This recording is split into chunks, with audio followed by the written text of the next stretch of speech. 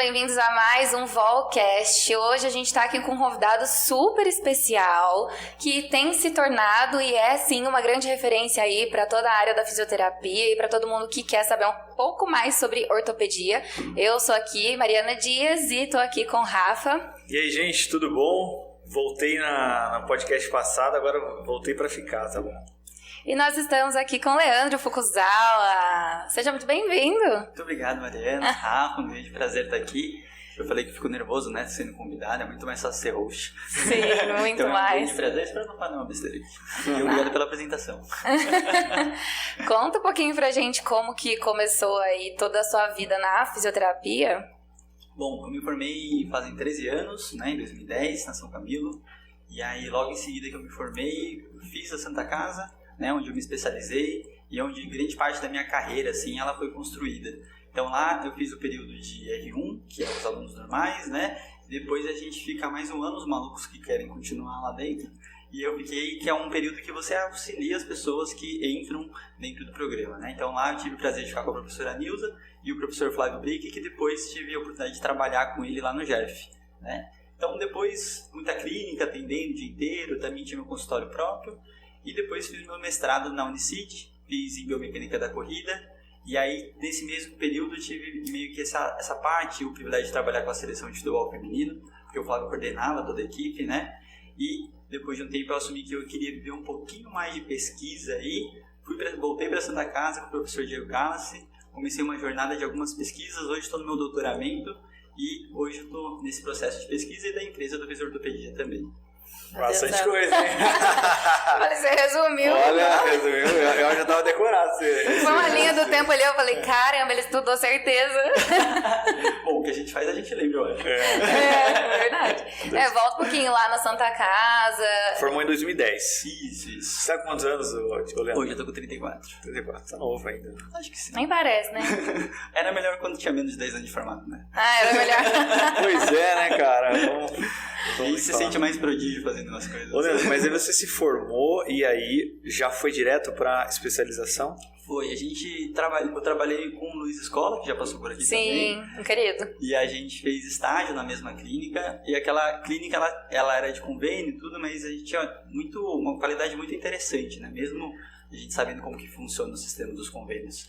E lá tinha meio que uma tradição, né? Das pessoas fazerem Santa Casa, o Reinaldo tinha feito primeiro. Aí fica meio como objetivo, né? Passou o Luiz, aí depois eu fiz também, aí depois o Felipinho também fez. Então, a gente foi em uma sequência. Então, a gente já conhecia ele. Um pouco a Santa Casa, né? Conheci o Luiz pelo trabalho, né? Que a gente estagiou juntos. E aí, a gente era de 2 períodos separados. Ele era da manhã, eu ficava à tarde. Foi aí que eu falo que ele é meu amigo mais longínquo da fisioterapia, né? E você escolheu a físio por conta da dança, né? Porque eu vi lá no teu perfil que... Não necessariamente. Não? Você Conta um pouquinho. Você é da dança? Sou dançarino. Pô, legal. Legal. Junto da faculdade eu trabalhei com dança, né? Então tem um grupo que todo mundo vive de dança, menos eu, né? E aí na mesma época que eu tava fazendo faculdade, eu falo que eu dançava mais do que eu fazia faculdade na época, né? Mas depois eu fui correr atrás do prejuízo. E aí nesse período eu gostava muito de esporte como geral, assim, né? E aí eu lembro muito que a vontade era fazer educação física, mas eu falei assim, aquele momento que você não sabe muito o que as pessoas trabalham, né? Eu falei assim, não sei o que eu quero ser. Aí eu falei, fisioterapia também trabalha com esporte. E meio que numa decisão assim, aleatória eu acabei fazendo. E aí fui gostando e entendendo mais do curso, acho que durante todo o período, assim. Sim. Não, você chegou a pensar em educação física? Pensei no início. Só que aquela coisa que a gente é meio inocente, a gente não sabe como que dá pra atuar. Você fala assim, não quero ser professor de escola, né? Não me na área, mas você não sabe muitas opções que tem, né? Então depois você entende o que é o mercado e como que você pode fazer tudo o processo. Eu gostava muito de esporte também, fui jogador, eu ia falar que fui jogador, fui atleta amador, né, digamos assim, o sonhador, né, de ser profissional. Mas gostava muito da área da medicina. Aí eu achei que a físio era aquilo. Eu achei que a físio ia entrar bem no meio termo, assim, porque como eu rompi o colateral medial quando eu tinha 15 anos, um acidente, e aí fui fazer físio, eu gostei pra caramba desse negócio de ortopedia, assim, como que pode alguém curar o outro que tem um trauma e tal. E aí eu achei que era o caminho, né? E tem bastante gente, né, assim, que tá na área do esporte, que tá na área do esporte, aí, fica ali cambaleando, acaba indo pra físio, né? Que acaba vivenciando muito isso, né? Sim. Essa é uma parte engraçada porque todo ano, era uma criança acho que meio levada, todo ano engessava alguma coisa, já fraturei, operei. Que tipo de dança que é? Esqueci de perguntar. Eu sou dançarino urbano. Urbano, mas eu não entendo nada, assim. É o famoso street dance que as pessoas chamam, né? E aí tem o breaking, que é o mais famoso, que é o que gira no chão, gira de cabeça. Nossa, muito legal! Que agora vai estar nas Olimpíadas, né, de Paris. Então, tem um monte de amigo meu que tá, espero que esteja lá. Então, é essa modalidade que eu pratico. O urbano é mais um freestyle, assim, ou não necessariamente? Ele a nomenclatura dança urbana é igual a nomenclatura de dança de salão, onde você tem vários estilos dentro. Então, eu também pratico especificamente o locking, que é uma das danças urbanas que existem dentro da toda a cultura hip hop, né? Tem várias acrobacias, não? Um pouquinho. E aí depois você fez a ortopedia lá na Santa Casa. Sim. E aí naquela época você não queria seguir a área acadêmica. Lá eu comecei a ter um pouco mais de gosto pela questão acadêmica, porque esse processo da Santa Casa, eu sempre brinco até com a Naira, assim, que a gente tem o emprego perfeito que a gente queria era ser R2 e ganhar por aquilo, né? Sim. Porque é onde a gente conseguia ajudar quem estava vindo, a gente conseguia atender, a gente conseguia fazer pesquisa e dar aula, né? Então a gente fazia meio que um todo. Então eu lembro muito bem que a gente acaba seguindo alguns padrões de professores que vieram, mas você começa a ter um gosto diferente por estar ajudando as pessoas, né? Então você começa a ver aquela pessoa com a mesma dificuldade que você tinha antes, tudo. Então foi meu primeiro contato. Eu brinco que hoje eu faço tudo que eu nunca quis fazer, né? Que é tipo dar aula, gravar podcast, né? Nem tinha naquela época. Então é um processo interessante de várias coisas que eu nunca imaginei, hoje eu faço, mas lá foi onde comecei a ter um contato pelo gosto acadêmico, tanto de pesquisa quanto de dar aula em si, né? Então foi uma parte que acho que esse processo de estar sempre em contato, de conseguir organizar as informações, estudar mesmo, né? Você ter gosto por aquilo. E uma coisa que a gente teve muita sorte, que eu acho que muita gente acaba não conseguindo sempre, é achar um ambiente que te inspira para isso, né? Porque muitas vezes, às vezes, você não consegue achar uma turma, né? Para te motivar, porque estudar sozinho, para quem está sozinho, não é sempre que consegue ficar tanto tempo bitolado, né? A gente tinha um grupo bitolado de pessoas. Ai, que ótimo, que delícia! E a gente ficava estudando, né? Então foi um momento de entrega grande. E geralmente são quantos selecionados para... Na Santa Casa são 50 por ano, da 25 de manhã a 25 de tarde. Então são... Tudo isso na ortopedia? Quantos concorrentes, você sabe? Não é bastante. Quantos concorrentes você tem ideia? Olha, eu vou falar que agora, eu vou chutar, eu acho que tá em torno de 200, mais ou menos, um pouco mais. Né? Então seria um para cada 4 pessoas, né? Vaga para 4 pessoas. É porque é uma pós-paga, né? Acho que isso acaba fazendo diminuir um pouco, mas a qualidade é absurda, né? Ah, com certeza, é porque é uma imersão, né? A gente fala, não nem por propaganda, mas qualquer lugar que te faça uma imersão, a gente vive aquilo meio período e a gente sempre fala que o que faz diferença é o depois, quando você sai, né? Da Santa Casa. Então, naquele período da tarde, você está na Santa Casa num período, mas o diferencial é o que você está fazendo fora da Santa Casa para trazer. Então, é meio que uma coisa cíclica, assim, né? Então, é um momento que todo mundo larga muita coisa da vida para, tipo, estar lá exclusivamente. A Mari tem amiga lá dentro, sabe como que ela é. Provavelmente ela viu bem menos essa amiga. Sim, nunca mais, choro. Né, amiga? Oi, amiga, tudo bem? Você tá assistindo? O Flávio sempre fala que os relacionamentos que durarem a Santa Casa pode casar. Que... Sim. Porque é um tempo de muita entrega, assim, mas ao mesmo tempo é muito gostoso. Assim, a gente não sai de lá até hoje, não foi à toa. E aí depois... Beleza, né? Você saiu, aí abriu uma clínica lá em São Paulo mesmo? Eu tinha um consultório próprio. Um consultório. Porque logo que eu me formei, eu abri um consultório meu, dentro de uma academia de dança, que eu conhecia a dona. E aí foi uma das coisas que eu considero uma sorte. Foi meio que eu nem sabia o que eu estava fazendo mesmo, né? Mas como eu não queria trabalhar na clínica de convênio, eu falei, deixa eu abrir o meu próprio espaço.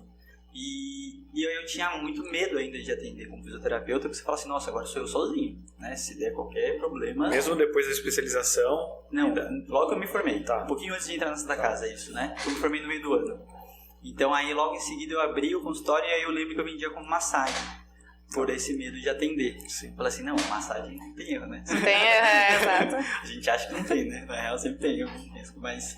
Aí depois daquele tempo eu fiz e aí eu tinha meu próprio consultório. E a parte boa você passa muita tarde livre, né? Então, eu tinha muito tempo para estudar. Então, você não tem uma agenda cheia logo de cara, nem nada. Então, não tinha tanto Instagram na época também. Não existia não isso, tinha, pra ficar perdendo tempo. Exato. Então, assim, eu tinha muito tempo para estudar. E aí, Santa Casa, eu ficava de manhã, à tarde eu ficava no consultório. Legal. Mas nos dias que eu tinha agenda vazia, eu ficava na Santa Casa também para ficar com o pessoal da tarde, o professor Diego Galas, principalmente, né? Para estar aprendendo com eles o máximo que eu poderia. Então, eu tinha esse consultório. Aí, ao mesmo tempo, eu conheci o Caio, que é uma pessoa que é um grande amigo meu. E aí, eu sempre brinco que a gente uniu as macas. E a gente foi ter o consultório junto, né? E, em paralelo, o Flávio Brick também tinha me chamado para trabalhar. E aí, depois da Santa Casa, a gente começou a trabalhar junto. Então, eu sempre dividi essa vida autônoma e trabalhando para algum outro lugar, algum outro serviço. Que eu acho que é uma coisa muito rica dentro da profissão para você ter bagagem de lugares diferentes, né? Isso é uma coisa que acho que vale bastante a pena para qualquer pessoa. E eu sempre brinco, o começo é para um momento de não ganhar dinheiro, né? Já que você está ganhando dinheiro antes mesmo, né? Continuar um pouquinho mais. Porque depois você deixar de ganhar é mais difícil. Cara, mas é verdade isso aí que você está falando. Lembrei de uma coisa aqui. O Keiner Luiz, não sei se você conhece, né? A Mari conhece, né? O Keiner não conheço. É bem influente aqui dentro da Volo, né? Ele é um cara dentro do meio da físio. Não, acho que não tanto no meio da física, mas no meio do pessoal do Pilates funcional, O Keiner, quando ele tava pra sair do estúdio dele, ele falou assim, bom, preciso colocar alguém aqui, né, pra trabalhar. Aí, qual que foi a proposta dele? Bom, pra pessoa, olha, você vai começar aqui e eu vou te passar 30% de todos os atendimentos que você fizer, só que eu vou te treinar. É que você não conhece o Keiner, mas para te dar uma explicação, o Keiner é um cara hoje que uma mentoria deles vai pagar uns 10 mil reais, né? Não quero falar pela quantidade de seguidores, porque pode, né? Mas é que ele tem 200 e poucos mil seguidores, é um cara influente, assim, tipo, vai dar as palestras, etc. E aí, eu lembro que na época a minha conversa com ele foi o seguinte, cara, o pessoal não tem muita noção, né? Porque às vezes tudo bem, não vai ganhar tanto, 30% dos atendimentos, mas pô, você tá recebendo já o treinamento. Você tá recebendo o cliente sem fazer nada. Sim. Isso já tá chegando ali, já tá recebendo ele. E aí você vai receber o treinamento, do Keiner. Pô, acho que vale muito a pena. Pensa em alguém que você gosta muito, uma referência, que você vai poder ficar ali com ele um tempo, né? E na época eu falei com ele assim, pô, eu não acredito que as pessoas não conseguem enxergar, às vezes, oportunidades que pode parecer oculta, mas são oportunidades muito ricas, uma bagagem que você vai levar pro resto da vida. Sim. Então, eu acho que nem sempre a questão é o dinheiro só. Sim. Claro, é importante, sabe, tem que pagar as contas, tem que pagar boleto, né? Os números não levam desaforo, né? Mas eu acho que tem momentos que você tem que abrir mão. Você dá um passo para trás, não é? Dá um passo para trás para pegar uma bagagem que daqui a pouco isso daí vai valer muito mais dinheiro lá na frente, na verdade. Eu acho que é a mentalidade que o ser humano tem no geral, né? É muito de ser contratado. E a gente não é todo mundo que de cara quer ter o próprio negócio, tal. Até uma coisa bem assustadora você falar assim, vou gerenciar o meu negócio, nada. A gente vê que tem perfis e perfis, obviamente. Mas a grande questão está muito relacionada o fisioterapeuta, ele nunca vai ser um cara que vai ter um emprego e vai falar assim, nossa, desse emprego eu tô super satisfeito. E isso me satisfaz tudo. São raríssimas as situações, né? Então, eu sempre brinco, né? Que eu falo assim, o emprego que começar te pagando bem, provavelmente você vai estagnar lá. Né? Porque se o cara consegue te apresentar um plano de carreira muito interessante, ou então você acaba... Então, assim, trabalhar para os outros no geral da fisioterapia, ela tem essa dificuldade, porque modelos de negócios são difíceis. Sim. Hoje, de um lado mais empreendedor, eu posso falar que a conta tem que fechar, né? E essa conta fechar é muito complexa. Então, você vai entendendo, e eu acho que a gente tem que entender quais fases você pode submeter para aquilo. E, óbvio, você nunca menosprezar as necessidades individuais que cada um tem.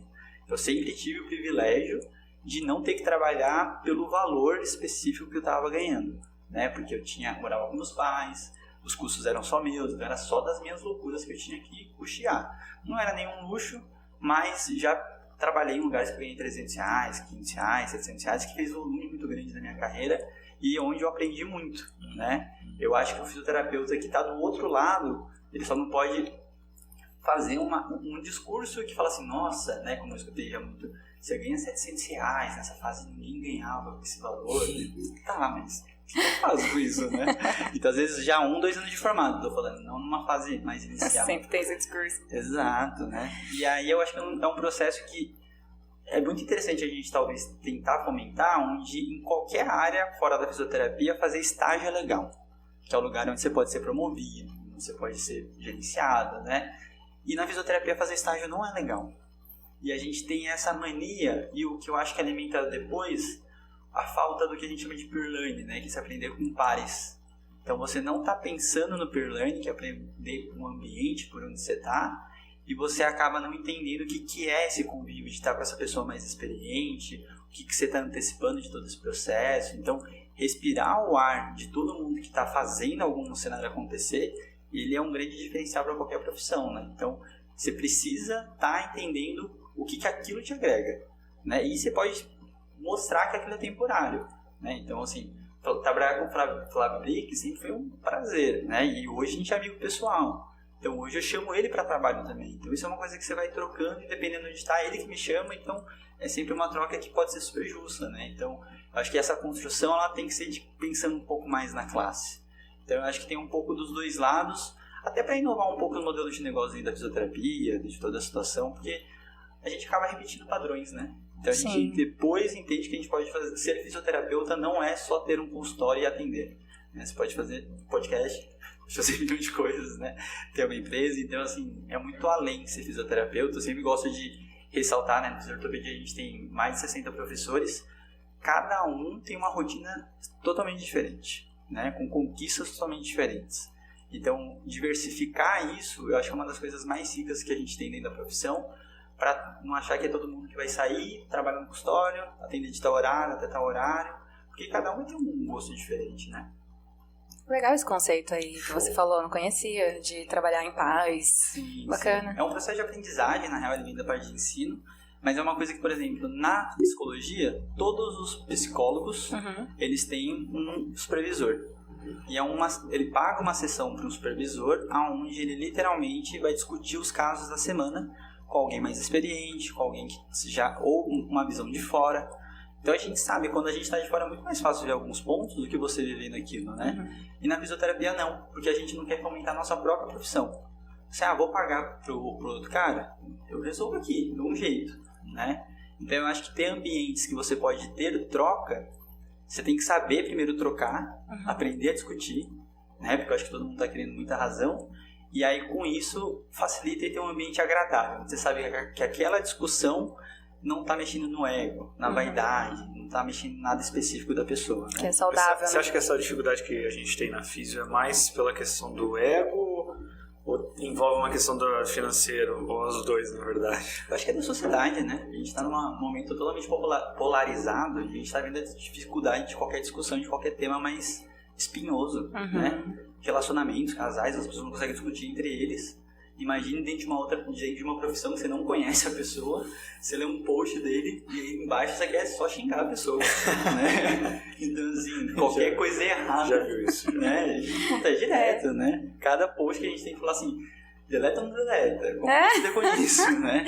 Então, assim, eu acho que tem uma questão de comunicação, que é uma das áreas que eu estudo hoje, que literalmente está faltando, né? Você conseguir entender a opinião da pessoa, colocar pontos, contrapontos, não querer ganhar todos os argumentos, realmente escutar, entender que tem coisa boa mesmo você discordando, né? Então eu acho que é isso que falta no geral para a profissão, né? E eu digo, a gente acho que em várias áreas, né? Elas são formadas por escolas. Então eu lembro que na época da Santa Casa era Unifesp, USP, Santa Casa. E a Santa Casa tem essa fama, que ela é péssima.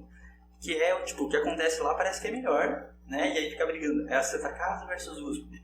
E aí depois que eu aprendi que o mundo lá fora é muito mais legal, né? Você começa a ver que tem muita gente pelo Brasil inteiro fazendo coisas diferentes, chegando no mesmo lugar.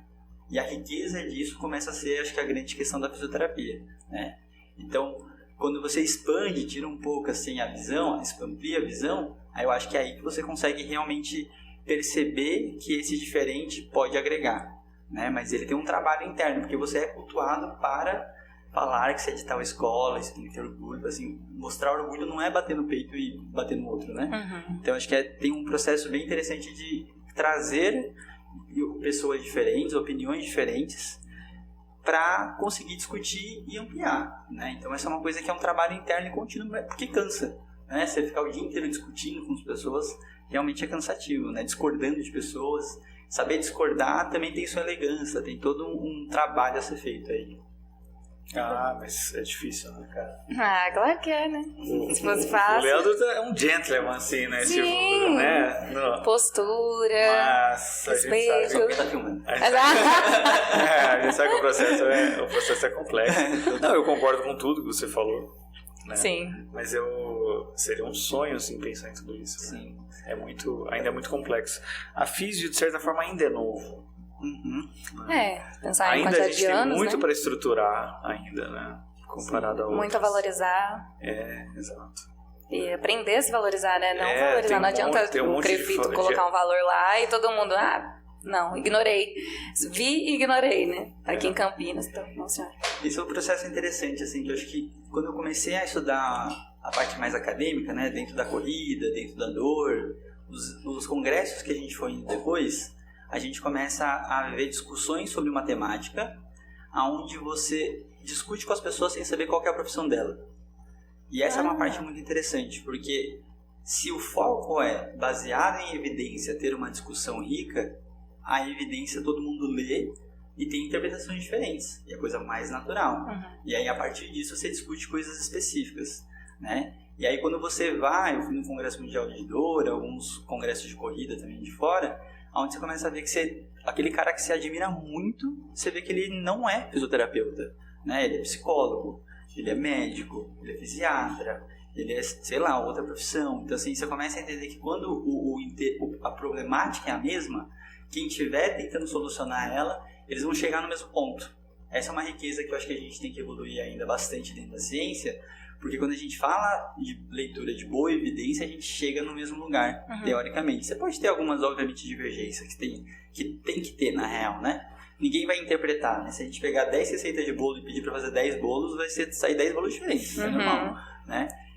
Mas essa riqueza da divergência que começa a enriquecer o processo que vai acontecer, né? Então, acho que isso a gente tem que treinar também. Falar assim, nossa, seria diferente, não errado, né? Então, o errado, a gente tem que se permitir errar, conseguir abraçar um pouco esse erro alheio e entender que dentro daquele erro pode vir um novo aprendizado, né? Então, prova, a gente faz. Ou você acerta, você erra. Ou passa ou não passa. Né? Que momento que você teve de falar assim, putz, errei, consigo trabalhar, melhorar e construir. Né? Com o paciente é a mesma coisa. A gente erra o dia inteiro, nem que seja uma prescrição de um exercício simples. E aí você fica construindo o paciente para entender e melhorar e devolver qualquer capacidade, função, alívio de dor. Então é sempre um processo muito construído, né? Eu acho que a gente tem que ter um pouco mais dessa mentalidade, talvez. Você é muito sábio. Já te falaram isso? E aí, beleza. Você resolveu fazer o seu doutorado por conta do físio em ortopedia ou porque você quis entrar nessa loucura de mundo aí mesmo? Não, eu lembro porque a grande vontade, quando eu terminei o meu mestrado, eu sempre gostei muito da pesquisa a partir desse tempo da Santa Casa, né? E eu falei assim, meu sonho era realmente fazer o doutorado completo fora do Brasil. Então, o meu grande sonho era fazer o doutorado full lá. E aí, o Diegão abriu as portas para mim. Como eu não tinha currículo para fazer isso, o Diego liberou e deu a carta branca para a gente começar uma jornada de pesquisas que a gente fez, que começou a ser defendido recentemente, porque o Diego também é um professor de mestrado e doutorado recente. E aí, a gente começou a construir muito trabalho, que a ideia era ter essa bagagem e currículo para conseguir ir para fora, né? Só que aí, né, toda essa jornada você vai conhecendo muita coisa, né? Eu brinco que o ano que eu mais queria ficar quietinho na minha estudando foi quando mais aconteceu coisas de ampliação da imagem na carreira, né? Então é ótimo. E aí você acaba não conseguindo largar muito o osso. Então aí uma vez eu conversei com o Luiz Espanhol, um amigo meu, e ele conversando sobre isso, tá, ele falou assim, bicho, você pode ir pra fora quando você quiser. O tempo que você tá perdendo aqui pra fazer isso, você já seria doutor. E depois você vai fazer outras coisas lá fora, o tempo que você quiser, né? Então, nessa eu acabei decidindo e, obviamente, com todo o carinho pelo Diego, assim, outra pessoa não pode ser meu orientador. Então, tinha que ser o Diego pela forma que ele abraçou, pela forma que ele me ajudou e me acolheu e tá dando carta branca até hoje, né? Então, no final das contas, eu acabei me matriculando só no meio de 2020. E essa minha jornada começou na Santa Casa em 2017, 2016. E então ele me ajudou muito, assim, né? Sou eternamente grato pro Diego, porque ele foi permitindo muita coisa acontecer, e aí o doutorado foi só uma questão de tempo, né? Escolher um tema que ia ser meu, isso aqui vai ser meu doutorado. Né? Então, tô no meio do caminho aí, atrasado com algumas coisas, como sempre, mas... Termina quando? Termina 2024, no meio do ano que vem. Nossa, o da minha irmã parece que não termina nunca, é assim, né? É tipo parto. Assim, vai mais um né? pouquinho, Tem gravidez que parece que demorou 2 meses, tem gravidez que demorou 5 anos, né? Mas ainda tem o plano de ir pra fora, fazer alguma coisa ou acabou? Hoje é mais difícil, né? Tendo a empresa de fisioterapia, fica muito mais difícil fazer de uma forma muito ampla. Então, ficar longos períodos, né? Então, agora já... Estamos aí, estamos vivendo. Qual que é o tema do doutorado? Ele é estilo de vida e dor crônica. Só que eu tô vendo por uma perspectiva do profissional. Então, eu tô querendo entender o quanto que a gente, fisioterapeuta, entende sobre estilo de vida e dor crônica. Então, eu entrevistei alguns pesquisadores e clínicos, então a ideia é comparar a opinião sobre, e também depois vai ter um survey mais extenso, maior, para literalmente entender a população inteira sobre alguns assuntos da área. Legal. Chique demais. A físio em ortopedia entrou quando, assim, só pra entender? Foi em 2019 que a gente lançou a primeira turma, e é um projeto que quem é o real fundador é o Lucas, né, o idealizador, que ele já tinha antes a Physioplay, e aí legal. Dentro dessa extensão da Physioplay tinha outro sócio que tinha física intensiva, uma pessoal da respiratória, e aí o Lucas tinha me chamado, né, eu brinco que é pra ser o garoto de programa lá, porque era a imagem, a cara do curso. E eu acho engraçado porque eu literalmente convidei todos os professores que eu admirava, queria, foi um dos momentos mais legais de chamar um monte de gente pro projeto. E aí eu literalmente não sabia o que era. Eu falei, a gente vai gravar umas aulas e tal. Então totalmente sem noção do que ia acontecer. Mas pra que era? É tipo uma pós, mas não é pós. Quando você diz a primeira turma, foi de aperfeiçoamento. Foi a gente virou pós-graduação em 2021 só. Tá. Então foi depois do início da pandemia, né? Então em 2019 a gente teve 5 turmas, 2020 também mais ou menos 5 turmas, e aí em 2021 a gente abriu a primeira turma da pós-graduação de ortopedia e traumato. Né? Quem são os sócios? São quantos? Hoje somos 4 sócios, o Lucas, o Hélio e o Rafa. Acho que eu fiz um curso lá no espaço do Hélio. Sim, com o Name SA, né? É isso. É que eu tava lembrando do nome. Foi lá, né? Foi lá do Helinho. E hoje, mas a físio em ortopedia, ela tem o online e presencial ou só online? A gente só tem online. A gente é uma empresa 100% remota, só que a gente tem 2 braços. A gente está debaixo de uma hold, que é o grupo superador. A gente tem o braço de ensino, que é o fisioterapia, e tem a Tato, que é a fisioterapia inteligente, que é a parte da Health Tech. Então lá é a parte de gestão em saúde e teleatendimento que a gente está querendo chegar em empresas, a parte de convênios, seguradoras, né? Mas é uma jornada árdua. Já você fala um pouquinho mais sobre essa parte de vida de empresário. Agora a gente vai para um quadro que se chama Perguntas do Público. Então a gente costuma abrir caixinha de perguntas. Que medo. Nunca, não é a gente. Se tiver alguma coisa que não foi eu, né? Vocês colocam as espinhosas, né?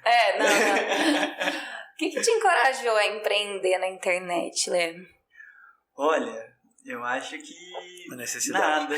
Nem necessidade, cara. Porque o Lucas é um cara muito corajoso de ter me escolhido. Porque até hoje eu tenho dificuldade com esse negócio de gravar vídeo de venda e tal. Eu só fui aceitando. Tem que falar o quê? Tá. Acho que a dificuldade de falar não foi maior.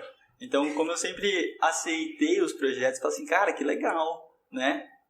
Então, empreender na internet nunca foi uma escolha. Eu fui meio que aceitando devagarzinho. E eu lembro que todas essas estratégias de marketing, de venda, assim, que dependia muito da minha pessoa para fazer essa venda, é as que menos vendia.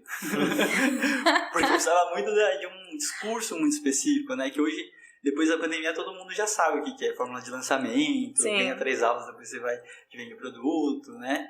E foi até algumas coisas que a gente lançou o congresso porque essas estratégias tradicionais de venda não davam certo. Então o congresso foi um ótimo jeito de trazer muita gente, e aí essas pessoas iam e depois a gente apresentava o produto. Então ficava muito mais sutil. Não precisava fazer aquela coisa, né? Uma coisa que eu sempre evitei é que as pessoas enxergassem o Fukuzawa e falassem assim, cara, o Fukuzawa vai me vender alguma coisa agora. Né? Então é uma coisa que hoje eu fui aprendendo a lidar, mas não é uma coisa que sai com uma natureza, não, né? Então assim, se eu puder não vender nada, eu prefiro. Só dar aula ali, alguém faz esse trabalho por você. Se eu só puder dar aula, tá fácil, né? E é o que eu faço dentro da empresa, que é cuidar do produto. Então, tudo que é relacionado a produto sou eu, né? Mas a qualidade do produto. Exato. Então, só que, obviamente, eu tive que me adaptar até nessa questão do que produzir. Tem muitas coisas que antes eu discordava, você vai aceitando, mas tentando achar um jeito que realmente você concorde de como que vai ser entregue aquilo. Tem um limite aí, né? Tem. Porque você tem que equilibrar, né, toda a situação, né? Você não pode, obviamente, como posso dizer, trair, ferir seus princípios, seus né? princípios. Seu público e seu princípio. É os dois, né? Mas realmente tem que fazer adaptações, né? É complicado. Total. E a gente tem essa coisa, né, da fisioterapia virou uma marca nossa, a gente não fala sobre nenhuma técnica específica da fisioterapia. Então a gente não tem nenhum curso na Star que seja de uma técnica. A gente vai passar por elas dentro dos cursos, diferente de fazer um curso de uma terapia manual específica, né? Então, para não defender nenhuma bandeira de técnica, né? Já que a gente está falando contra o tecnicismo da fisioterapia, não faz sentido a gente ficar colocando técnicas. Mas é o que a galera pede. Então, o cuidado é muito grande de, tipo, como que eu ofereço esse tipo de informação, ensino ele a ter um raciocínio clínico e ele não sentir falta da técnica. Né? E já teve gente que já saiu do programa e falou assim, cara, eu quero um negócio quadrado, protocolar, para saber o que eu faço. Eu falo assim, tudo bem, não é o que a gente quer passar. Né? Que eu acho que tem a ver com esse princípio. Também não vou entregar alguma coisa que eu não acredite como que aconteça. Não é venda a qualquer custo, né? Exato. Mas você tocou num ponto importante. Você sente que, no geral, os profissionais querem essa receita já pronta? Com certeza. Mas eu acho que é uma questão de uma criação de cultura, né? Ou até um ganho de confiança que as pessoas precisam ter. Então, no geral, a gente tem um quadro chamado How to Do, que é toda quinta-feira, que é como fazer alguma coisa. Então, em 1 minuto e meio, a gente tem que ensinar algumas coisinhas. Esse quadro eu barrei por tempos, porque eu sei que as pessoas querem isso, mas eu falei assim, a gente não está ensinando nada. Então, a gente precisa conseguir colocar essa prática de uma forma que seja educativa. E não só um repertório de exercício. Exercício por exercício todo mundo pode fazer. Né? E aí, se for pegar Pilates, como vocês são a parte forte, também tem muito mais exercícios do que qualquer coisa, mas o exercício sozinho, sem um raciocínio, não adianta de nada. Então, aquela coisa de... Você cria aquela responsabilidade do tipo, mas foi o fisioterapeuta que ensinou. Né? Então, assim, para mim, mostrar a prática, ela precisa ter algo educativo. Né? E a gente, até como professor, eu sempre tive essa dificuldade, porque as pessoas querem ver você fazendo alguma coisa. E eu acho super importante.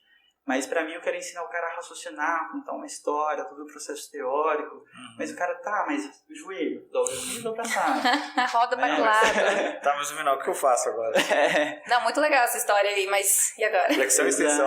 Exato. É terrível. E aí é um negócio que você fica tentando lidar com para saber como que você realmente fala assim, puta, ficou legal, né? Então tem toda uma dificuldade assim que a gente tem. Não é só minha, tem muitos professores de fisioterapia que também tem essa dificuldade, mas literalmente para não mostrar algo muito vazio, vamos pensar assim. Né? Você tem uma ideia de quantos, por exemplo, que começam a fazer um curso lá com vocês, ou um aperfeiçoamento que seja, quantos que terminam, ou quantos que assistem todas as aulas? Tem uma ideia de porcentagem? Hoje a gente é uma pós-graduação, então a gente tem, uma coisa que é interessante, né? Tem que assistir, né? O cara é pelo menos obrigado a ticar, né, que assistiu. Não necessariamente, porque tem um problema disso mesmo, que é um trabalho exclusivo até da Harumi, que trabalha com a gente, que é sobre engajamento do aluno, né? Então, os cursos online, as pessoas não podem encarar uma pós-graduação online como encarar um curso online. Onde você compra e do nada você faz uma maratona lá, assiste, tá tudo certo. Assiste no 2 vezes? Exato, né? E pega uma formação lá, mas agora a gente tá falando de uma formação, né? Uma formação lato sensu. Então, é diferente a forma que a gente tenta criar. Mas a cultura, assim, o dado que a gente tem de curso online é que mais ou menos 8, 10% das pessoas realmente terminam algum curso completo. Mas na pós-graduação, das 2 primeiras semanas que a gente tem uma média de 50% a 60% que terminam. Que ainda é um número que eu considero um número muito bom, mas muita gente desiste no meio do caminho, não interage com a parte online. Então, tem essa coisa, assim, por isso que a gente toda hora tem que ficar conscientizando e falar, não é só um curso online. Não é que você vai pegar o final de semana e vai maratonar. Né? Você pode até maratonar, mas a absorção é baixa. Também não é o que a gente quer, então a gente fica tentando ensinar. Eu falei isso no outro podcast, você lembra do número? Sim. 7% é a média. É pouco, né? Você imagina, cara, que 100 pessoas compram um curso, por exemplo, o curso da Vol, compra o curso, desses 100, Sério. 93 não vão terminar o curso. Não. A pessoa gastou lá 300, 400, 500 mil reais. Exato. É muito louco isso, né? Foi uma coisa que a gente também ficou preocupadíssimo, né? Então a gente sabe que a gente não consegue pegar na mão de todo mundo e fazer, né? Então, obviamente, isso é bom, mas a gente tem um número muito grande de pessoas, de alunos, mas fazer todo mundo engajar com diferencialidades, diferentes processos, diferentes qualquer coisa, né? Contextos, é desafiador. Por mais que trouxe a facilidade do curso online, faz a hora que você quiser, quantas vezes você quiser, no tempo que você quiser, no teu ritmo, mesmo com tudo isso, faz pelo celular e tal, todo esse negócio. Aí, qual é o ponto que eu quero chegar, que também falei no outro podcast? As pessoas já meio que falam assim, não vou mais comprar curso online porque eu já sei que eu não vou fazer. Então, assim, se eu comprar 1, 2, 3, Eu sou assim. talvez ela até compra um outro, talvez ela até compra no impulso. Tô ali no impulso, não, esse daqui eu vou, é tipo livro, né? Você tá ali, não vou mais comprar livro enquanto eu não terminar de ler todos, né? Mas você tá ali com o livro na mão, você já pensa, nossa, eu vou ficar mais inteligente, né? Só de pegar o livro na mão, você já se sente mais inteligente, assim, você já se imagina no futuro. A compra, o processo de compra é um processo de emoção, né? Então você já viu o livro, você já se imagina no futuro mais inteligente. E o curso, eventualmente, se tiver uma boa página de vendas, você pega e compra. Mas, no geral, as pessoas tá diminuindo muito. Muita gente ganhou dinheiro, mas agora tá todo mundo sofrendo barbaridade. Sim. Agora, o que está crescendo? A mentoria. Porque a mentoria, a pessoa paga um valor caro e ela se compromete a participar ali ao vivo com você. E, né, em algum momento e pegar direto da fonte e fazer a pergunta direta.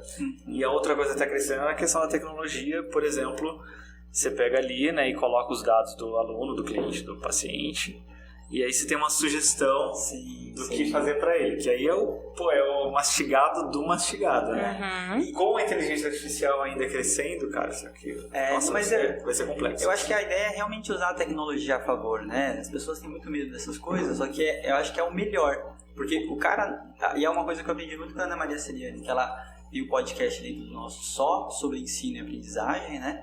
E tem muitas coisas que é importante assumir. Por exemplo, você não precisa ler um livro inteiro. Você pode pegar um capítulo que te interessa e ler só ele. Se não for um livro de história, obviamente, né? Então você tem uma pauta lá e aí você começa por pontos que são de preferência tua, de gosto, e talvez facilite até de você emergir naquilo. Que é diferente de uma formação de uma pós-graduação. Então eu tenho de cabo a rabo que fazer esse processo dele. Diferente de eu falar que o cara vai fazer um curso, sei lá, eu comprei recentemente um curso de farmácia, porque eu não tenho nada de medicação e eu falei, cara, eu preciso entender alguma coisa desse negócio. E aí eu posso pegar aulas específicas que eu tenho mais dificuldade. Se eu não vou utilizar as coisas aplicadas mais pra frente, não tem problema não assistir o resto. Então até ensinar como usar é uma coisa que é importante. Ana Maria fala isso, do tipo, se você tem um módulo que você já sabe desse assunto, pode assistir no vídeo 2, você só está vendo se a informação que você tem está adequada, está correta. Esse assunto que você não sabe, aí você já assiste com calma. Então assiste, anota, porque uma aula de meia hora pode se transformar fácil em 3. Para, anota, busca uma referência, volta, traz. Então a gente ainda, isso não acontece porque a gente ainda não foi ensinado nem a estudar. Né? E aí eu aprendi, tem vários livros te ensinando como que estuda, que é muito engraçado pensar que a gente nunca parou para estudar como estuda. E aí você vai entender que você pode potencializar o que você faz, né?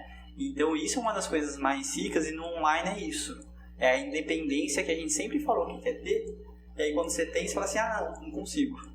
Preciso de um tutor, nem de tudo isso. Exato. Para me dizer cada coisinha. E eu digo isso da mesma coisa de curso de fisioterapia, né? Se você vai para o curso de fisioterapia, para qualquer curso de técnica, qualquer coisa, sem saber nada, você vai desperdiçar dinheiro. Então a ideia é que você estude sobre o assunto, converse com pessoas, e depois você vai fazer o curso não por causa da técnica. Você vai fazer o curso por causa da pessoa que está ministrando. Então assim, se você fazer um curso de Mulligan sem ser com o Palmiro, com o Dan, o Edelberto, esquece. Você não vai pegar os 30 anos de aprendizagem que ele tem, né? Então, a gente escolhe por formas diferentes, né? A gente escolhe, às vezes, mercadologicamente. Eu preciso ter essa formação, esse certificado. Não, você precisa ter a experiência desse cara. Esse cara não faz 30 anos à toa isso. Assim. A gente implementou na Vol, há uns 2 anos, um pouco mais, a gente fez a gravação o nosso curso é presencial, né? Mas tinha a questão do aprendizado de chegar zerado. Aqui que a gente fez, a gente resolveu gravar o curso presencial em estúdio e disponibilizar antes para o aluno. Então ele faz a matrícula, já é liberado para ele. Por que a gente resolveu fazer isso? Porque em 2019, eu acho, eu sempre tive dificuldade com o idioma, com o inglês. Sabe aquela coisa de faz uma aula por semana, 2, mas nunca aprende? Aí eu falei, não, dessa vez eu vou aprender, né? Aí o que eu fiz? Eu falei, eu vou lá para os Estados Unidos para aprender, mas antes eu vou fazer um intensivão aqui.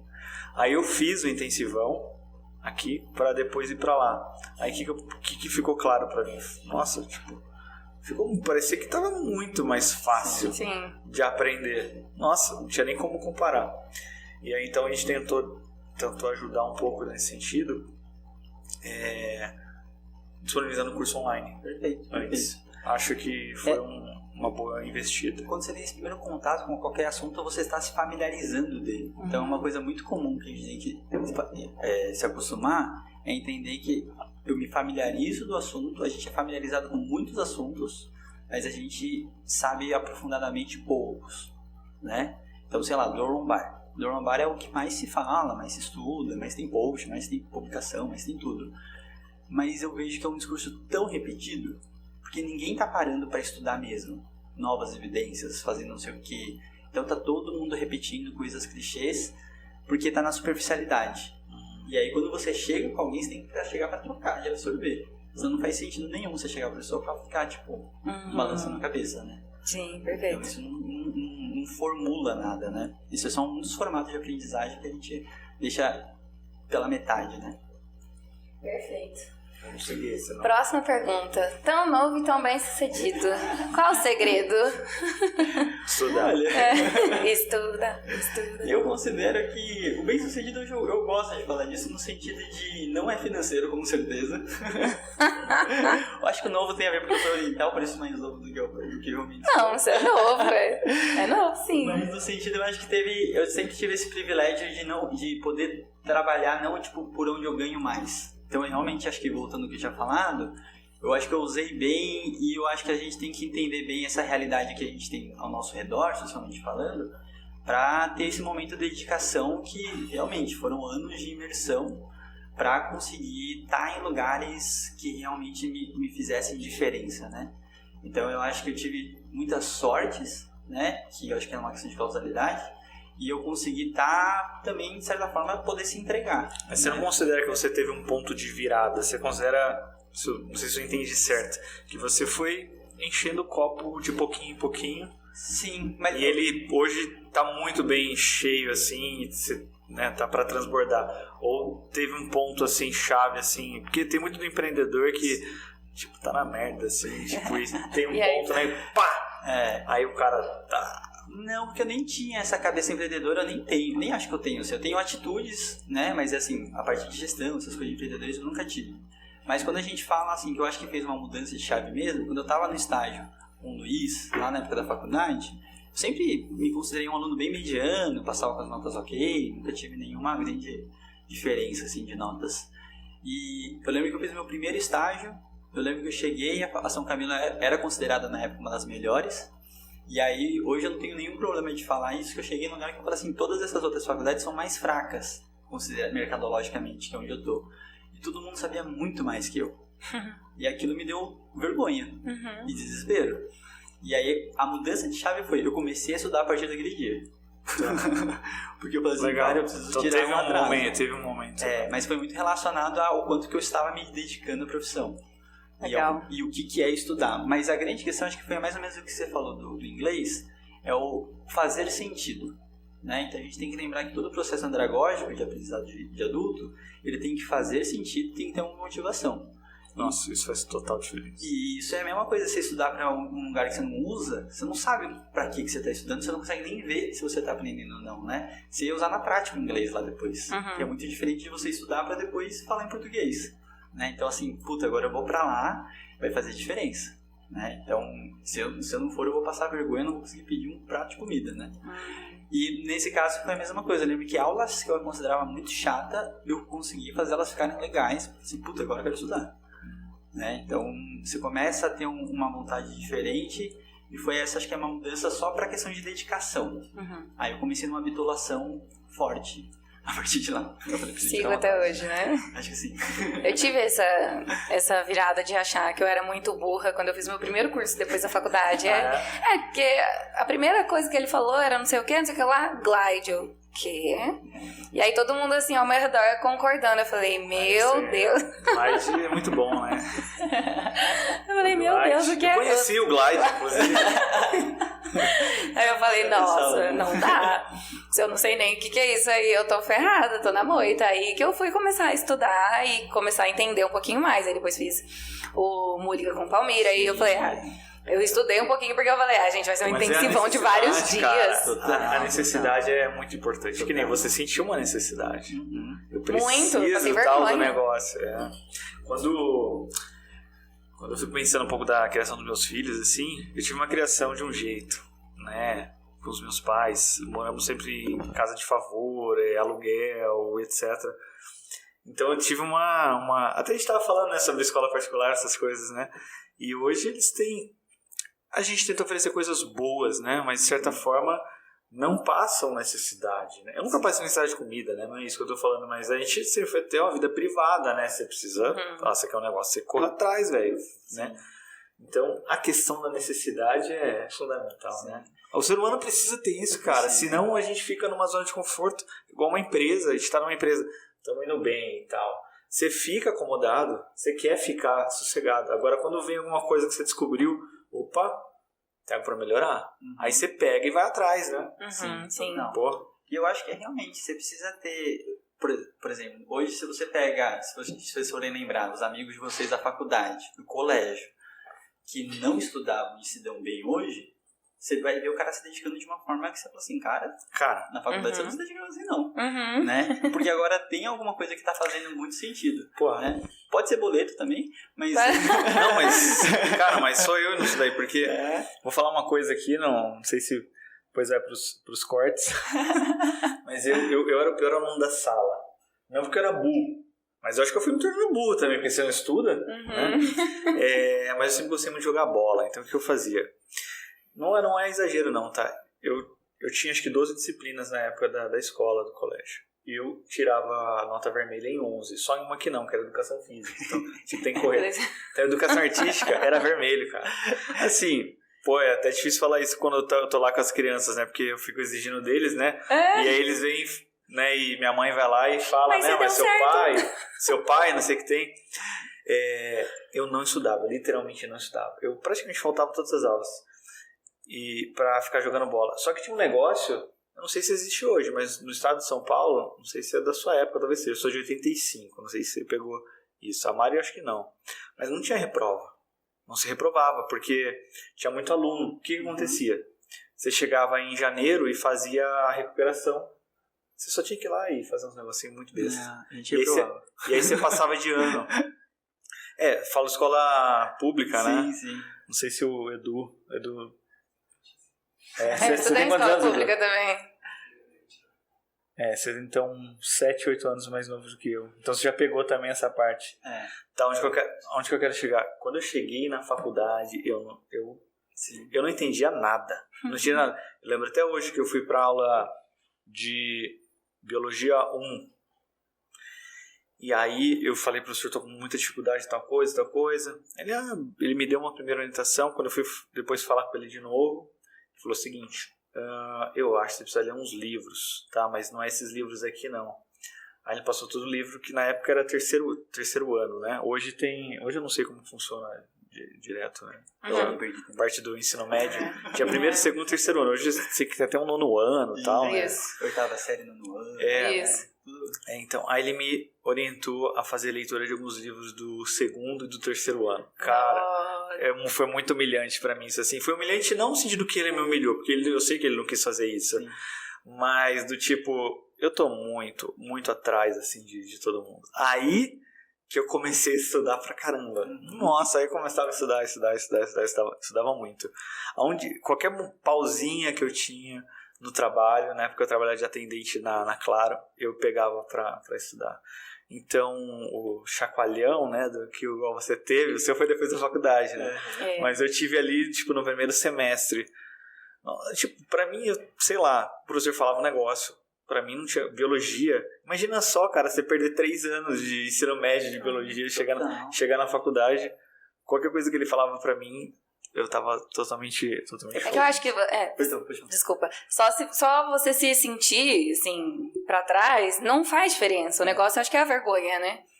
Isso de você se sentir envergonhado por uma coisa que você não sabe te faz falar, não, porque tá de certa errado. forma eu tava guardando pra mim essa coisa e chamava o professor. Mas na hora que ele me orientou sobre a leitura pra dar uma estudada de livro do 2º, 3º ano, foi uma coisa, tipo... Que tipo, te pôs no chão, né? Depois no chão.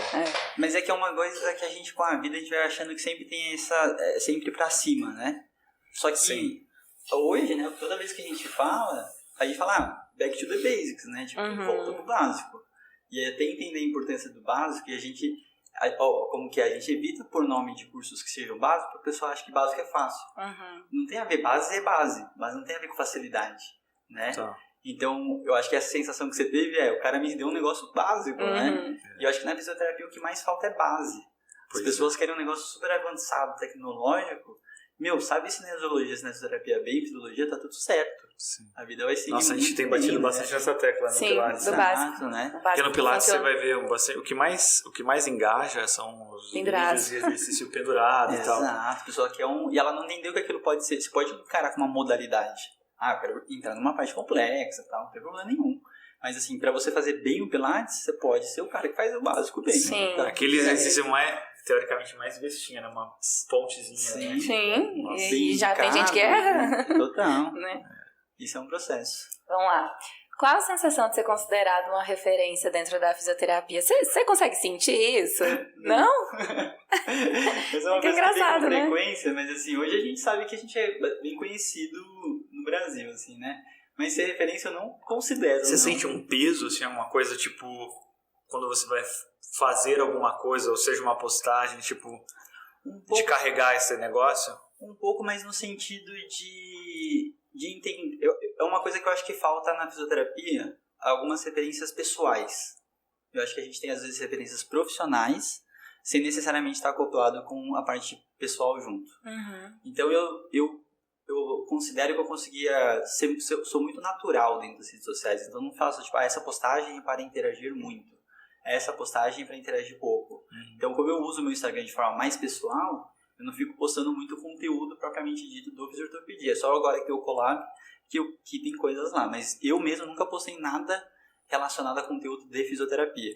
Mas ao mesmo tempo eu acho muito importante todo mundo entender que por trás daquela pessoa daquele profissional tem uma pessoa que vive e tal. E eu acho que você acaba atraindo pessoas semelhantes. E eu acho que isso é mais agradável para você até poder discutir os assuntos. Né? Você ter todo um além da fisioterapia, para não entender que a pessoa é só uma questão de hard skill, de coisas técnicas, né? Mas eu acho que eu acho que a gente é tudo fisioterapeuta, né? Todo ser humano, a gente não é ator global, né? Sim. Então eu não acho essa questão, mas eu fico feliz, assim, sempre, obviamente. Mas eu não paro nem pra pensar muito, que eu acho que isso até é meio doentio, você ficar falando, nossa, mas eu quero ter mais gente que me conhece, chegar nos lugares, eu prefiro ficar... Você perder o foco, né, um pouco, talvez. Né? Total. Na real, acho que você cria um foco numa coisa que... Porque você chegou onde você chegou não pensando nisso, né? Perfeito. Às vezes eu falo muito isso principalmente pro Henrique. Talvez até de maneira amadora, leiga, ingênua, juvenil, mas de verdade, coração na voz sempre foi o seguinte... Eu sou físio, o Henrique era da educação física. A gente não é administrador, a gente foi adquirindo algumas habilidades de administrador, mas a gente ainda não é um bom administrador. Mas a gente foi... O que a gente tinha no começo era assim, cara, vamos fazer um negócio que a gente goste e que a gente gostaria que tivesse se a gente estivesse fazendo. Então quando alguém ligar, como que você gostaria de ser atendido? Como que, você gostaria de chegar num curso e ser recebido? Ou ter um material didático? E sabe onde que eu me senti teve um momento que gerou uma confusão na minha cabeça e que eu me enrolei? Foi quando eu perdi essa essência e comecei a pensar realmente nas contas, cara, no financeiro, assim, na lucratividade, porque aí meu caminho era diferente, porque antes quando eu queria chegar num caminho de fazer um curso, é porque eu entendia que as pessoas tinham um problema. E por que eu entendia que elas tinham um problema? Porque eu conversava com elas, porque eu me abria... porque elas me procuravam, e aí, não, a gente não tem que fazer uma coisa para ajudar. Uhum. E eu comecei a entrar num parafuso e ter dificuldade quando, para chegar nesse objetivo, o começo, o caminho, vinha do financeiro, vinha de aumentar a lucratividade, Sim. né? Então talvez seja até bom você não ficar pensando e focando nisso, né? É uma parte que, assim, como característica pessoal, eu sempre tive isso, eu gosto, obviamente, de ser reconhecido pelo meu trabalho, de pessoas específicas que eu também admiro. Então, quando você reconhece uma admiração, né, de quem você fala assim, nossa, agora eu sou um amigo do Palmiro, pessoal, você é amigo de não sei quem, essas pessoas te reconhecem, isso é muito gostoso. Eu nunca me preocupei muito com número e massa, né, tipo, legal. Mas o reconhecimento da massa também é interessante, obviamente. Mas o mais importante, eu acho, que é essa coisa de ser reconhecido por profissionais que você admira, você tá junto com eles, né, você tá, entre aspas, de igual para igual, porque no final é isso, você vê que todo mundo é um ser humano, né? Então, assim, não tem muito como você ficar se vangloriando que, nossa... Aí é bom construir uma carreira sólida, assim, Exato. né? Que foi de tijolinho em tijolinho, maneira ética... Sem grandes preocupações, assim, com essa parte, né? Sem ter que mostrar nenhum luxo da minha vida pra falar que isso é bem ou mal sucedido, né? Porque eu acho que tem a maior subjetividade, né? De ser referência, né? Pode ser coisa boa ou ruim. Hoje daria pra falar que, assim, infelizmente, até não quero nem entrar muito nesse ponto, mas a maior parte do pessoal, por exemplo, do Pilates que é famoso, tecnicamente falando, não é a melhor referência, né? Sim. Mas é óbvio que se a gente colocar lá, falar isso daqui, colocar lá num exercício da pessoa, eu acho que tá errado. Se você fizer isso, você vai ser esculachado demais, né? Mas então, tem uma coisa que é complexo, né? Uma coisa que foi muito interessante do mundo online, que ele me mostrou, que foi o seguinte: antes de eu entrar no ortopedia, de estar dentro desse mundo online, eu achava que eu já rodava bastante, porque eu tinha todo final de semana dando aula, e eu rodava em muito lugar, assim, pelo Brasil todo, dando aula, pós-graduação, curso meu e tal, eu achava legal. E aí, depois que eu entrei no mundo online, eu falei assim, nossa, ninguém conhece a gente. Então, a gente acha que tá num lugar, mas tá numa bolha muito menor que você imagina. E, literalmente, eu falo assim, isso é referência? Tipo, é o Instagram, a gente coloca muito dinheiro no Instagram, ele entrega mais e por isso que vira. Então não é uma questão só, não estou falando que isso não tenha conquista nenhuma, né? Mas são estratégias de ser visto, que é diferente de só construir a referência por referência, né? O importante é, quando o cara te vê, ele vê e gosta do seu conteúdo. Maravilha. Essa é a parte importante. O resto não é a referência pela referência, né? Eu fico muito lisonjeado de estar em alguns lugares que eu falo assim, nossa, estou junto com as pessoas que eu admiro, trabalhando junto, né? Isso é uma coisa que, realmente, mas do mesmo jeito que eu não me vejo nessa posição. Então, a Ana Maria, eu tenho reunião com ela semanalmente, ela é uma das minhas melhores amigas pessoais. Eu falo assim, nossa, eu discuti com a Ana Maria um negócio aqui. Eu também fico nervoso. Porque aí já é outro assunto, né? Um assunto profissional. Toda a admiração que eu tenho, eu falo assim, eu não acho que eu tô nesse patamar da Ana Maria. Então, eu tô discutindo com a Ana Maria, né? Sou sócio do Hélio Nishoka, né? Do Rafael Crassicanet. Então, pra mim, eu admiro muito todo mundo que tá na nossa volta, né? Então, isso pra mim é uma coisa que acaba acontecendo normal. Eu me coloco mais nessa posição do que na posição de referência propriamente dita, né? Legal. Você pode aceitar que você é. Eu sei que tem gente que é sempre muito, pra gente sempre é muito alto, mas agradeço, Mari. Agora, o nosso quadro aqui, que eu só pulei o nome, né? Chama Perguntas Polêmicas, mas fica tranquilo, tá? Que é light. Qual o limite do profissional da dor que trata o tema do biopsicossocial e um psicólogo? Legal. Essa é uma coisa muito importante, porque quando a gente fala dos fatores psicossociais, né, a gente tem primeiro um desentendimento. Então, o desentendimento é você achar que fatores psicossociais está relacionado a doenças mentais. Então, o fisioterapeuta ele tem que saber dos fatores psicossociais. Dentro dele tem fatores como cinesiofobia, medo do movimento, autoeficácia, catastrofização. São construtos que todo ser humano tem.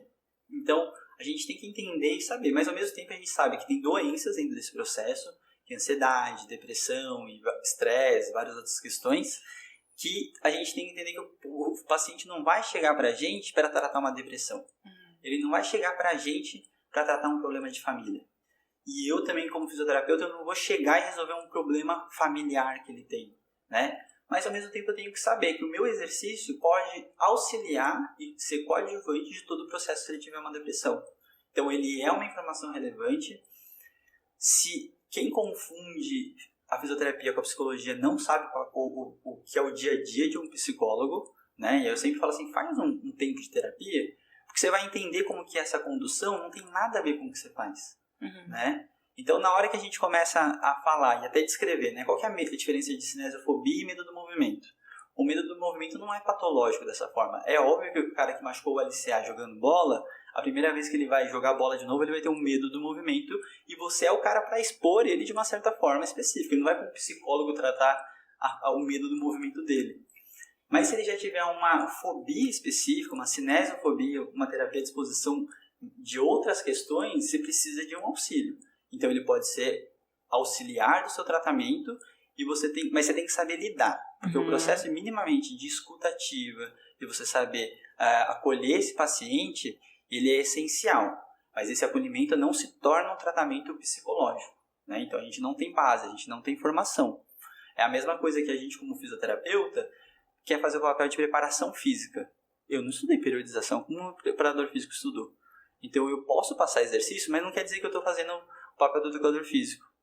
Então a gente tem que entender muito bem essas áreas em comum e discutir junto, porque não é o seu papel fazer aquilo. O educador físico pode consumir nosso conteúdo? Pode, mas não é ele que vai fazer uma manipulação, uma mobilização, né? Então isso é uma coisa importante da gente entender, que a técnica da fisioterapia, a gente tem um embasamento e informação para isso. E aí o cara pode saber que a terapia manual existe? Pode. Mas quantos casos que a gente não tem, né, de educador físico que faz aquelas manipulações e vai estralar nas costas inteiras do pessoal? Mas é só você não saber o limite, assim, né? Então, eu acho que tem uma falta de conhecimento das outras profissões. O fisioterapeuta, eu sempre falo que a gente é um bicho ruim às vezes, que ele é o cara que reclama que outras profissões dão aula de pilates, por exemplo, mas ele é o cara que quer fazer injetável. Sim. Então você fica tipo, não, isso é meu. Ah, não, isso aqui, eu quero pegar pra mim também. Né? Então, nessas horas você não consegue discernir, e aí eu acho que tem uma questão realmente de entender o papel do profissional lá, mas eu acho que a grande questão é essa, você saber a divisão, é saber que você precisa entender e você vai ter até um limite até onde que você pode ajudar essa pessoa, mas de uma forma indireta você vai ajudar em diversos fatores psicossociais também, né? Legal. Essa é uma pergunta complexa, assim, que sempre tem que ter umas situações clínicas para ajudar. Explicar bem explicadinho. Você acha que os cursos, que a gente estava comentando agora, né, online, substituem 100% os cursos presenciais, onde a gente tem contato direto? Nunca. Eu, particularmente, amo dar aula online, mas também amo dar aula presencial e tenho preferência por dar aula presencial. Também. Né? Eu acho que não tem como substituir. Eu acho que essa questão do online, no geral, é uma discussão com tecnologia. Eu não sei de onde as pessoas ficam falando de substituição. Você tem uma ferramenta a mais. E aí você vai ver qual é o contexto para saber qual que é a melhor forma de entrega de ferramenta. Então são duas situações totalmente diferentes, porque as pessoas acham que uma coisa, agora existe fisioterapia online, e a presencial, ela vai continuar. Né? Então assim, tem tudo para todo mundo. Então eu acho que só que aí ao mesmo tempo tem isso, né? Faculdade. A faculdade não é para ser online. Né? Uma pós-graduação é diferente, o cara já teve uma base, pegou uma mão, e a gente no nosso curso online, a gente fala assim, você não vai deixar de praticar, você não vai deixar de trazer e fazer um curso para aprender a ter mão para o processo, né? Porque não é isso que a gente vai te ensinar, né? Então a gente não vai te ensinar a manipular o paciente. Então a gente pode fazer uma demonstração prática para você saber que aquilo pode ser utilizado. Se a gente tem um curso de uma técnica específica para te ensinar onde você põe a mão, faz isso, aquilo, é lá que você vai aprender a técnica. Mas você ser pós-graduado, você ser especialista de um assunto, não necessariamente é isso. Né? Então, por exemplo, a Ana Maria Sirene é o melhor exemplo. Ela tem mais de 20 anos de formada e ela nunca fez um curso de uma técnica até hoje. Ela foi fazer o primeiro agora que foi de PNF. E nunca fez falta para ela a referência que ela é. Então, isso é uma coisa que é interessante da gente pensar, que é entender. Óbvio que eu não vou fazer um curso de Rolfing online, porque não é lá que você vai aprender literal, né?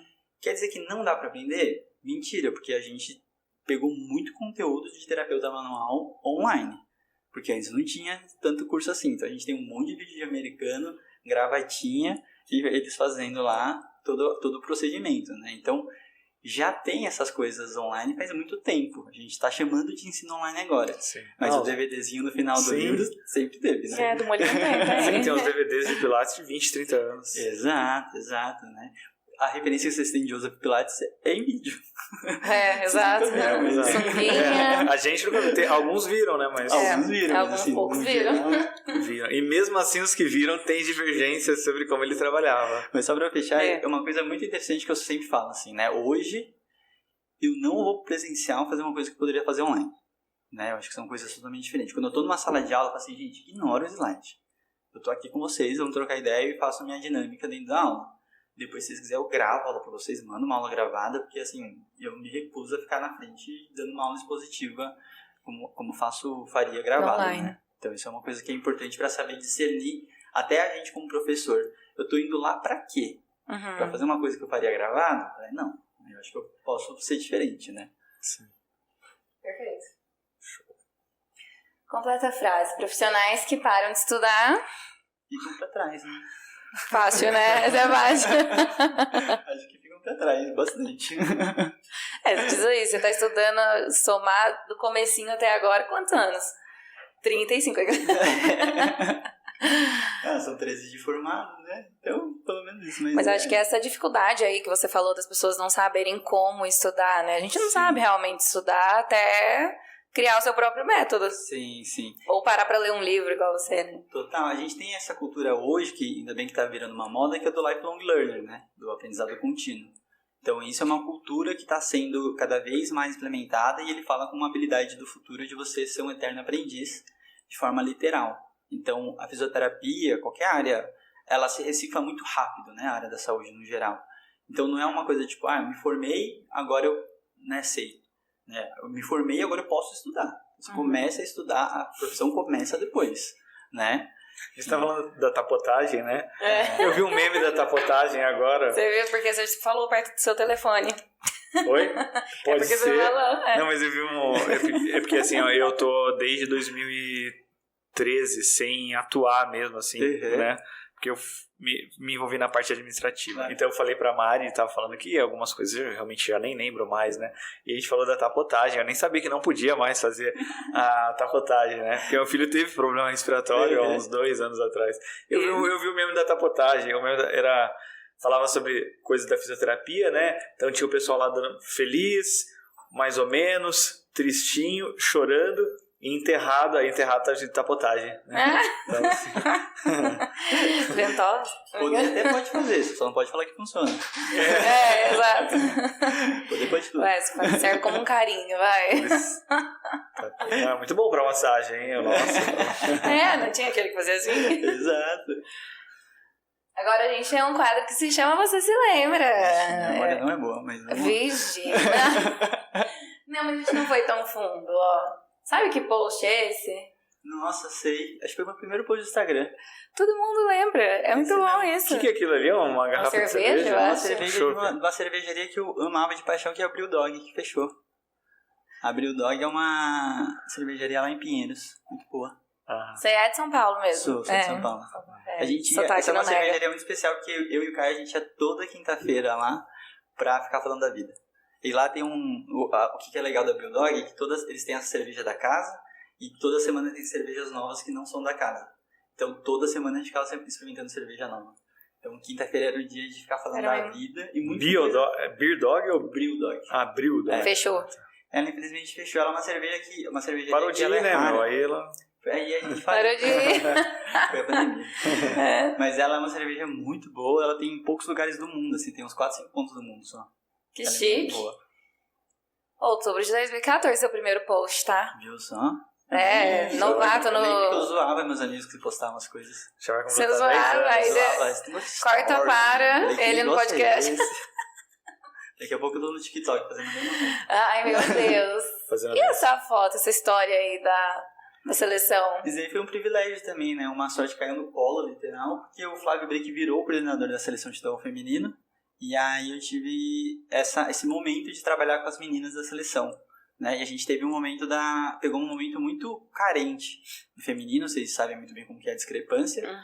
E hoje o cenário é lindo de ver, né? E eu acho isso muito bacana de falar, que bom que vocês resgataram, porque eu não costumo falar tanto de esportiva sempre, porque a gente pegou numa época que era muito desvalorizada a seleção feminina, né? E aí a primeira convocação que eu fui foi essa, que foi sub-15, e meninas abaixo de 14 anos jogam futebol. Então isso é uma raridade, né? Então eu fui em algumas convocações, mas poucas, porque foi uma época que eu estava do mestrado. E aí quando eu comecei a ir um pouquinho mais, eu vi que não era tanto a minha praia naquela época, eu estava em outros focos. E aí eu fui menos, né? Mas tive prazer de alguns campeonatos, tudo. E o mais legal é ver hoje como as meninas estão bem. Então tem meninas dessa convocação, que é 2015, que eu sei que elas estão em times grandes agora, né? Esses dias mesmo eu mandei mensagem pra Nicole, que ela virou goleira do Atlético Mineiro. Eu falei assim, nossa, não sabia que você estava no Atlético e tal, uns parabéns. A Érica, as meninas todas, muito gente boa, assim. Foi onde eu conheci um público bem diferente, assim. E hoje a gente vê um cenário da fisioterapia também dentro da esportiva feminina muito mais bacana, né? Sim. A Cacá que tá no Santos, né? A Bittencourt, né? Passando e conquistando tudo. Então a gente tem muita coisa muito legal de como que as meninas estão e o reconhecimento da CBF com a seleção feminina, que o Nakauka ainda tá lá, né, um amigo meu, e ele já tá num outro cenário até de remuneração que a gente nunca teve, né?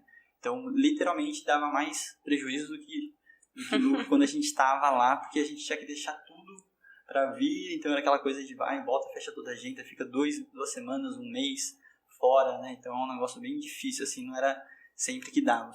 Então, mas foi isso. Você lembra que ano que você tava na seleção? Esse foi 2000. Eu fui várias vezes, porque a gente ia em convocações, né? Mas esse é 2015, eu acho, né? Ah, tá. Vai ser. Sim, 2015. Foi a primeira convocação que eu fui. E essa foto aqui, acho que foi a primeira, né? Essa foi a primeira do Ortopedia, muito bom. Porque daí eu já coloquei direto a data ali. Acho que foi quando vocês realmente montaram um corpo docente, né? Foi quando a gente divulgou a primeira turma, né? Então foi quando a gente fez a primeira turma e lançou, acho que foi agosto de 2019. Essa foto é um pouquinho mais pra frente. A primeira turma foi em fevereiro de 2019. Mas esse aí foi quando a gente fez umas propagandas com todo mundo, todo time de peso aí. Achei você ali no segundo, na terceira fileira de lá pra cá, né? Embaixo da Isa. A Isadora é a esposa do Luiz. Que veio aqui com a gente. O Luiz tá aí também, tá não? Luiz. Não, acho que nessa não. Tá. Não, tá lá no cantinho. Lá. Foi fechado. E aí aqui foi quando você tava participando dessa época. Foi quando eu fui pra Venezuela, a gente participou do Sul-Americano, a gente ficou em segundo lugar. E aí foi uma coisa impressionante, assim, ficar um mês fora, muito perrengue. Foi um desafio tanto, assim. Eles chamam fisioterapeuta toda hora, né? Só que outros desafios. Às vezes eu acho que não é acho que é mais tranquilo. Ser fisioterapeuta é a parte fácil do lá. Mas é muito o contexto, né? Você tá muito desfavorável do ambiente, do país, né? Toda a equipe, você não tem intimidade com todo mundo, né? Mas você fica um mês enclausulado, todo mundo, e todo mundo vivendo só aquilo, né? Você sabe o horário que foi no banheiro, que comeu, que foi dormir, não foi, você sabe, é um Big Brother total. Concentração, né? Total. Concentração. Total. Mas deve ser muito legal. Você lembra quando foi isso? Esse aí? Foi 2016. Mas acho que você postou depois, então. Eu postei acho que você só pôs TBT, a gente não sabe de quando é, né? E esses são seus sócios? São meus sócios. Muita alegria. Então é o grupo, você faz parte de todos ali? O grupo superador é o nome da holding, né? E aí o Fisioterapia é o braço de ensino e a Tato é a parte de Health Tech, né? Que seria de gestão de saúde. Chique, né? Chique, você é o mais novinho.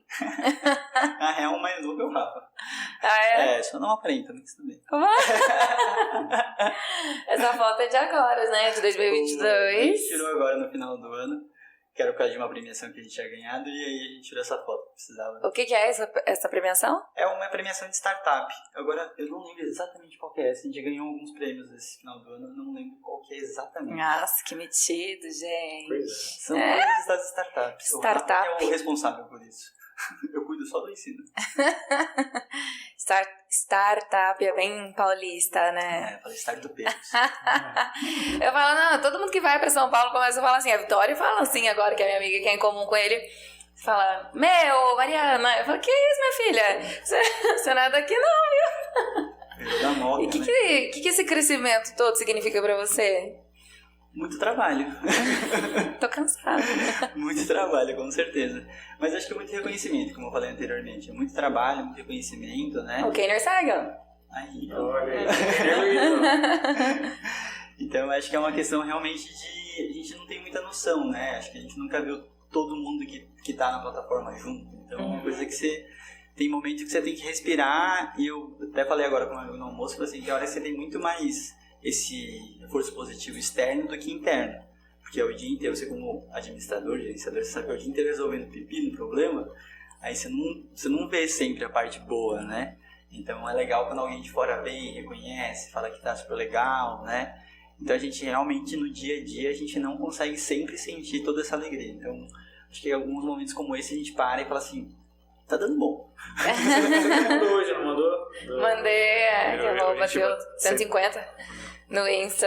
E é um perrenguezinho, né? Porque como empresa é difícil de você crescer. E quando cresce... É, porque foi uma coisa assim, várias coisas de engajamento de conteúdo, eu nunca tive essa característica, né? Então, por mais que pessoalmente eu poste mais coisas, esse perfil de engajamento, né? Até o perfil da Mari é super divertido, tal, e aí eu nunca tive. Então, assim, sempre foi o perfil da empresa.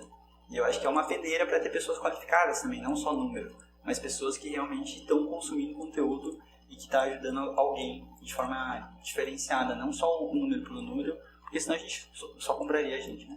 É mais fácil. É isso aí. Mas realmente conseguir entregar, né? Ainda mais pela desvantagem que é o algoritmo hoje do Instagram, a gente sabe como é. É difícil. Você tem que rebolar bastante. Mas... Literalmente, né? Pra ter mais likes. Quanto mais rebola... Quanto mais rebola, mais like começou a fazer umas danças aí, ó, no fim de ortopedia. Essas aqui você não sabe? Daqui a pouco você lá Leandro, né? Sei essa. Um negócio aqui e tal. Eu me recuso. Quem dança é mesmo, pô. Sim. Eu tô aqui falando coisa, pô. Não, porque quem dança de verdade TikTok, né? Você fala, pô... Exato. Tá tirando melhor nem ver, né? Tá tirando emprego? Pô, um monte. Ah, não, daí tá louco. Mas o mais é isso, a gente fica muito feliz de você ter topado vir pra cá, contado um pouquinho da sua experiência.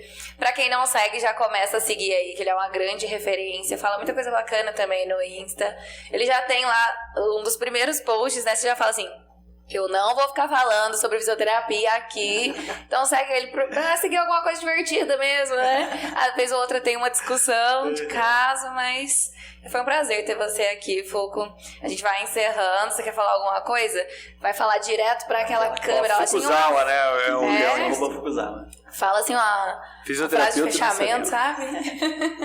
Bom, eu queria só agradecer mesmo, assim, acho que participar do projeto dos outros fisioterapeutas, de outras questões que... E gente como vocês estão fazendo muito sucesso, muito grande. É um grande prazer mesmo, porque eu acho que não tem concorrência nessas horas, acho que todo mundo fomentando o projeto alheio. Faz, pra mim, total sentido estar aqui e realmente poder falar de forma tão solta, tão aberta. Obrigado, Rafa, Mari. Foi um papo bem tranquilo, bem gostoso. Passou no nervoso. Agora poderia começar o episódio. Mas eu acho que é realmente importante e fico totalmente aberto, assim. Eu gosto literalmente de tentar gerar o máximo de proximidade com quem tiver afim, né? Então, quem quiser chegar no Instagram e tirar dúvida, conversar, falar de alguma coisa específica, a gente demora às vezes, mas responde, né? Mas realmente queria agradecer pelo convite, né? E se precisar de qualquer outra coisa, estou à disposição. Muito obrigada. Quer falar alguma coisa, Rafa? Quero, encerrar hoje? Eu achei que foi bem legal, gostei bastante. Eu acho que você foi bem simples, mas profundo. Então acho que quem quiser aproveitar esse podcast vai conseguir tirar bastante lição, né? Não só da parte da física, mas acho pra vida, né? Como um todo. Agradeço. Bom. Show de bola, obrigado, viu? Obrigado aí, Eu que agradeço, Rafa. Pessoal, então é isso aí. Obrigado aí, vocês também que têm assistido a gente. Curte, comenta, compartilha, segue a gente. A gente já passou agora dos 130 mil inscritos no YouTube, né? Então, quem sabe aí, chegamos perto dos 150 agora. Parabéns. É isso aí. Semana que vem, mais um Volcast. Já sabe quem vai ser entrevistado? Já sabe? Ainda não, surpresa. Então, então fica atento aí que vai ser surpresa. Beleza, gente? Obrigado aí. Valeu. Um abraço aí tchau, pra tchau. todo mundo. Valeu, pessoal. Tchau. Tchau.